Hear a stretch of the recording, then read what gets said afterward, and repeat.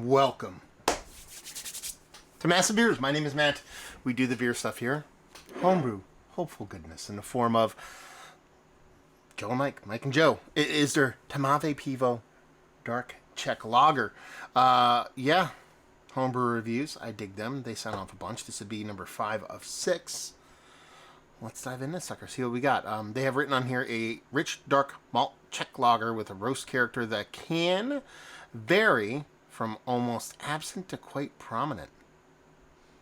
I think they're talking about generic Czech lagers, not this one. Malty balance and interesting complex flavor profile with variables of hopping and provide a range of possible interpretations. Grain, floor malted Bohemian Pilsner, Dark Munich, Cara Munich 2, Caro Bohemian, Carafa Special 3, Magnum Zaz on hops, Omega Pilsner 1 for the yeasties. The yeasties of the beasties. So let's see how this sucker shows and proves. A little bit of a hiss on here. Give this sucker a pour. I would say this is proper Pilsner glass. Give it a little rough pour because it had hiss, but as you can see, the head generated pretty easily on that sucker. Get a label, so I be impressed. And as far as the Czech Dark Lager goes, Tmavé Pivo, it's pretty much spot on. Rich, dark in color, very dark brown, kind of almost porter-esque in as far as vibes go. Bigger head than what you typically get on this beer. It is poured a little bit more aggressively, so index finger and a half of a malted malt bulk color, maybe just a skosh south of that, and just that rich dark body. So you know you're doing it's something that has a bit of maltiness to it. It's good nose.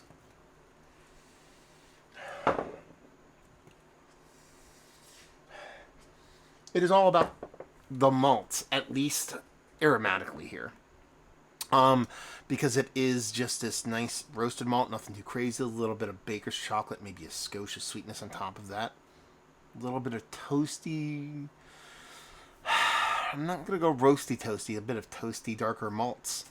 Done and done. It's really the extent of the beer, at least aromatically. Not a big precursor of bittering here, but what you are getting is something that comes off nice, roasty. It's a nice soft chocolate dollop of malty goodness. Let's just dive in. Cheers, y'all.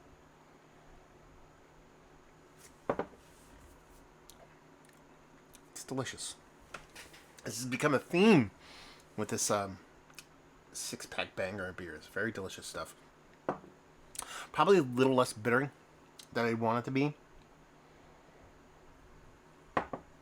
For my Tmavé Pivos, my Czech pills, dark Czech pills, it's a little bit more bittering is what I prefer. Not that there's not bittering here. There's definitely bittering here. This one definitely leans heavily into the malt side of things. Has this nice rich malt character that has a hefty dose of chocolate to it.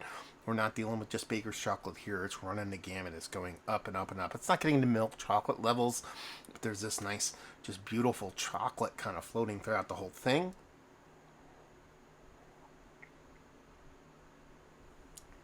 Yeah. You get that nice, crisp drinkability that we all want when it comes to a nice, well-made lager. And then you have that sturdy but not overpowering kind of bittering that you expect from a Czech level lager, whether it be dark or light or anything in between. It's a really tasty beer. Really well made. Zero as far as negativity and flaws.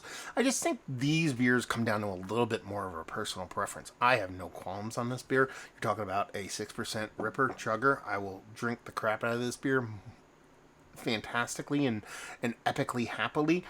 But for me, really has that little bit of extra bittering is what really does the Tmavé's more service for this dude's palate. So while I think this is excellent in the grand scheme of things, one of the better Tmavé Pivos I've had, it won't get up there as Mount Rushmore status for me because I just prefer it to be just a little bit more hop forward. Again, personal preference, still well within style guidelines, and just a really well made beer. What else we want me to say? Yeah, delicious stuff. So there you go. Homebrew number 5 in the books. Hopefully you enjoyed. Watch me review it. I will link down to Joe and Mike's Instagrams below. Maybe you can beg and plead for some of their beers because they're worth it. One more left to go. A red IPA. I'm kind of saving, hopefully, the best for last. I love me a good red IPA. You don't see them a lot nowadays, so chomping at the bit to dive in that sucker. So hopefully you enjoyed the homebrew review. If you ever want to send off homebrew, you're more than welcome to reach out. Social medias, all that stuff. Email matt@massivebeers.com. Hopefully you enjoyed the review. Hopefully you're enjoying a little bit of a dark check lager right now. Hope to see you next time. Cheers, y'all.